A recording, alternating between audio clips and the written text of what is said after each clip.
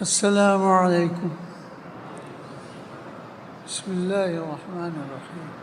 الحمد للہ وکفیٰ وسلام علی عبادہ الذین اصطفیٰ، اما بعد۔ آپ سب حضرات کا شکریہ۔ پہلے اللہ تعالیٰ نے اس مدرسے کو یہ توفیق عطا فرمائی کہ اس نے یہ جلسہ منعقد کیا، اور اس کا موضوع آج کا یہ ہے کہ سیاستہ، اور یہ اس میں بخاری شریف کیسے وجود میں آئی۔ امام بخاری رحمۃ اللہ علیہ کا کچھ حال عرض کروں۔ امام بخاری رحمۃ اللہ علیہ جب 194 میں پیدا ہوئے اور 62 سال عمر پائی، 1000 شیوخ سے انہوں نے علوم کی کمال پیدا کیا، سارے اسلامی قلمروں میں وہ حدیث کی تحصیل کی۔ پھر ایسا ہوا کہ ایک مجمع کے اندر ایک علماء کا مجمع تھا، اس میں اسحاق ابن راہویہ کے اصحاب میں سے کسی نے یہ کہا کہ اگر کوئی ایک مختصر تیار کر دے حدیث میں تو سب سے بہتر ہو۔ امام بخاری رحمۃ اللہ علیہ کے دل میں یہ بات اتری، اور انہوں نے اس کے لیے اپنے آپ فیصلہ کیا کہ مجھے ایک ایسی مختصر تیار کرنی چاہیے۔ مختصرات تو پہلے بھی ہوئی ہیں، خیر القرون میں بھی مختصرات تیار کی گئی ہیں۔ حدیث تو شروع ہی میں رسول اللہ صلی اللہ علیہ وسلم کی حیات ہی میں قلم بند کی جانے لگی تھی۔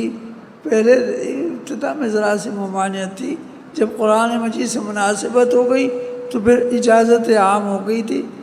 صحابہ خود حضور اکرم صلی اللہ علیہ وسلم کے اقوال، احوال، افعال اور سکوت وغیرہ اور انکار، ان سب چیزوں کو نقل کیا کرتے تھے۔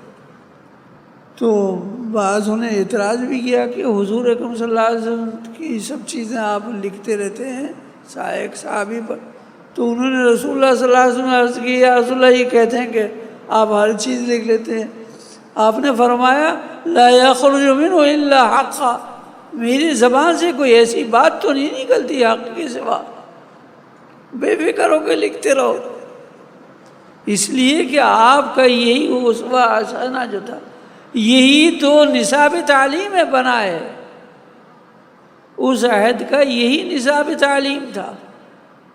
اسی پر تو سارے دنیا کے مسائل آخرت تک، جب تک آدمی جب تک امت زندہ رہے گی، اسی پر عمل کر کے اپنے سارے مسائل حل کرتی رہے گی۔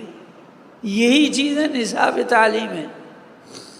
تو امام صاحب رحمۃ اللہ علیہ نے، اس سے پہلے اور بھی لوگوں نے کیا۔ سب سے پہلے نصاب تعلیم پر کتاب امام ابو حنیفہ رحمۃ اللہ نے کتاب الآثار لکھی، جو سب جگہ پڑھائی جاتی تھی۔ اس کے بعد پھر امام مالک رحمۃ اللہ نے موطا تیار کی۔ پھر اس کے بعد ابھی اس زمانے میں ان کی امام شافعی رحمۃ اللہ علیہ کی موطا ہمارے یہاں مرتب کی گئی۔ تو یہ سب نصاب تعلیم کا حصہ رہی ہیں، لیکن ایسی مختصر جس میں یہ ساری چیزیں اس دور کے اندر نصاب تعلیم میں جگہ پا سکیں، یہ چاہتے تھے کہ ایسی کوئی کتاب ہو جائے مختصر سی۔ تو اس کے لیے امام بخاری رحمۃ اللہ علیہ نے کمر پر اپنی کسی اور بڑے اہتمام کے ساتھ یہ کتاب بخاری شریف، جس کا نام ہے الجامع المسند الصحیح المختصر من امور رسول اللہ صلی اللہ علیہ وسلم وسننہ وایامہ، یہ ہے اس کا نام۔ اس میں وہ سب چیزیں جو ضرورت کی تھی، آنی چاہیے تھی، وہ امام صاحب نے 5 لاکھ حدیثوں سے اسے جمع کیا، 6 لاکھ حدیثوں سے صحیح حدیث مسئلہ کا انتخاب کیا۔ تو اس طرح یہ کتاب لکھی، اور اس میں اہتمام بہت فرمایا کہ جب حدیث نقل کی تو وہ کام کیا انہوں نے حرم شریف میں، بیت اللہ کے اندر، ہر حدیث کے لیے غسل کیا اور اسے نقل کیا۔ اور جب اس کے عنوانات کا نمبر آیا تو یہ کام روضہ اقدس حضور اکرم صلی اللہ علیہ وسلم کی روضہ اقدس کے سامنے اور ممبر کے مابین بیٹھ کر کے یہ اس کے عنوانات لکھے جو ابواب کہلاتے ہیں۔ اس طرح یہ سب ہے جمع کیا انہوں نے، اور اس میں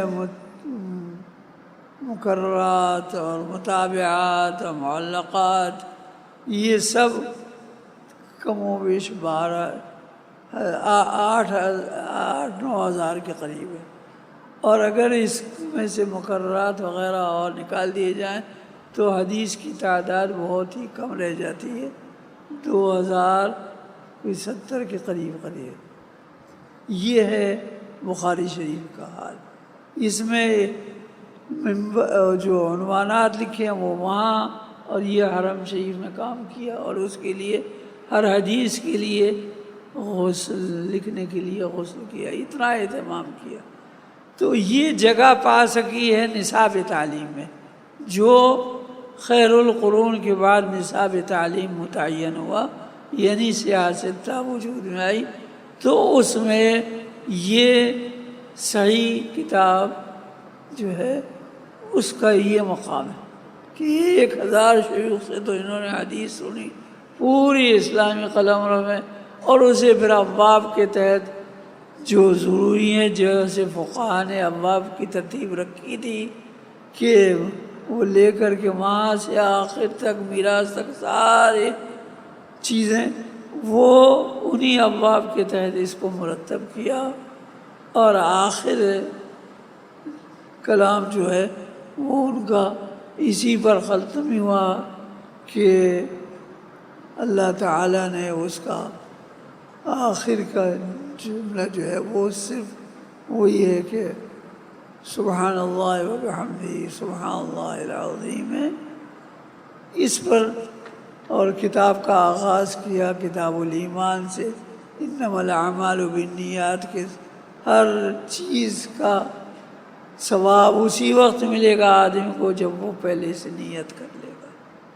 ساری نصاب اس اور نصاب امام صاحب جو تھے وہ تھے، یہ نہیں ہے کہ وہ ایسے امام ہوں کہ جو مجتہد ہوں، یہ فقہ کے امام نہیں ہیں، اس لیے کہ فقہ کے یہ مجتہد فی صناعت الحدیث ہیں، یعنی فن حدیث میں تو یہ امام ہیں، اس میں تو مجتہد کا درجہ رکھتے ہیں، لیکن فقہ کے اندر ان کا یہ مقام نہیں ہے، اس لیے کہ اگر ایسا کوئی مقام انہیں حاصل ہوتا تو امام ترمذی ضرور بضرور وہ سب کے مسلک نقل کرتے ہیں، ان کی سے حدیث کی و رجال کی چیزیں نقل کرتے ہیں ساری، لیکن فقہ کی کوئی چیز انہوں نے اپنی کتاب ترمذی میں نقل نہیں کی، وہ خاص ان کے شاگرد ہیں۔